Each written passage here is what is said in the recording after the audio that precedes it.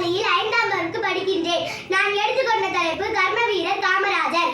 நாடு பார்த்ததுண்டா, இந்த நாடு பார்த்ததுண்டா, தன் வீடு பார்க்காமல் வாழ்வு பார்க்காமல் இந்த நாடை முன்னேறுவதற்காக நாளும் உழைத்தவரை நாடு பார்த்ததுண்டா. அனைவருக்கும் வணக்கம். கல்வி கண் திறந்த கர்ம வீரர், காலத்தால் அழியாத பெருந்தலைவர் காமராஜர் ஐயாவை பற்றி தான் நான் இப்போது பேச போகிறேன். ஊர் விருதுநகர், பேர் காமாட்சி.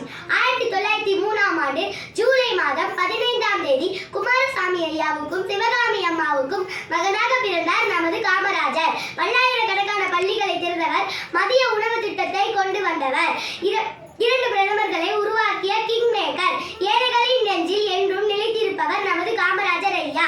தமிழ்நாட்டை அவர் ஆட்சி செய்த காலம்தான் இன்று வரை பொற்காலம். காந்தி என்னும் காவியத்தில் கவிதையான காமராஜ், காந்தி என்னும் ஜோதியில் கவிதை கலந்த ஜோதி ஆகினர். எளிமையானவர், நேர்மையானவர். அவர் இருந்தபோது அவரிடம் இருந்தது 4 சட்டைகள், 2 வேஷ்டிகள், 2 ஜோடி செருப்புகள் மற்றும் 130 ரூபாய் மட்டுமே. இனி இப்படி ஒரு தலைவர் நமக்கு கிடைக்க மாட்டார். பெருந்தலைவர் காமராஜர் ஐயாவை இன்னும் போற்றுவோம். நன்றி, வணக்கம்.